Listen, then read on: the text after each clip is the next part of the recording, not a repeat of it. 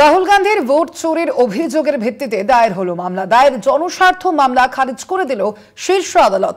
এই বিষয়ে আদালত কোনোভাবেই হস্তক্ষেপ করবে না বলে ইতিমধ্যেই সুপ্রিম কোর্টের তরফ থেকে এমনটাই জানানো হয়েছে। আবেদনকারী মনে করলে কমিশনের কাছে এই আবেদন জানাতে পারবে। আপনারা জানেন ইতিমধ্যেই রাহুল গান্ধী সহ এক যে বিরোধী নেতৃত্ব তারা এই ভোট চুরির অভিযোগ তুলে এসেছে বিভিন্ন ক্ষেত্রে, এবং রাহুল গান্ধীর এই ভোট চুরির অভিযোগের ভিত্তিতে এবার দায়ের হলো মামলা। দায়ের হলো জনস্বার্থ মামলা, এবং সেই জনস্বার্থ মামলা কিন্তু ইতিমধ্যেই খারিজ করে দিয়েছে শীর্ষ আদালত। এই জনস্বার্থ মামলা খারিজ করে দিয়েছে সুপ্রিম কোর্ট।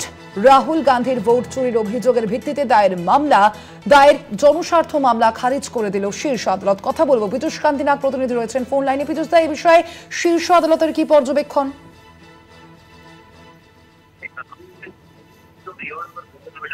হ্যালো, হ্যাঁ শোনা যাচ্ছে পীযূষ দা। পীযূষ দা, এই মামলার ক্ষেত্রে শীর্ষ আদালতের কি পর্যবেক্ষণ?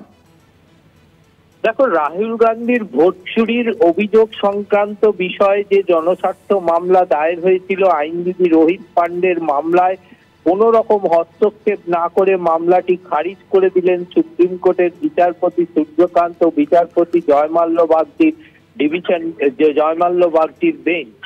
বিচারপতি সূর্যকান্ত পরিষ্কার জানিয়ে দিলেন যে এ বিষয়ে যদি আবেদনকারীর কোনো বক্তব্য থাকে তা তিনি সরাসরি নির্বাচন কমিশনের কাছে জানাতে পারেন। তবে আবেদনকারীর পক্ষ থেকে নির্দিষ্ট সময়সীমা নির্ধারণের যে আবেদন জানানো হয়েছিল তাও খারিজ করে দেওয়া হয়। আবেদনকারীর দাবি ছিল ভারতবর্ষের কোনো অবসরপ্রাপ্ত বিচারপতির নেতৃত্বে সিট গঠন করা হোক এবং ওই সিট ভোটার তালিকার সম্পূর্ণভাবে তদন্ত করে আদালতে রিপোর্ট দিন।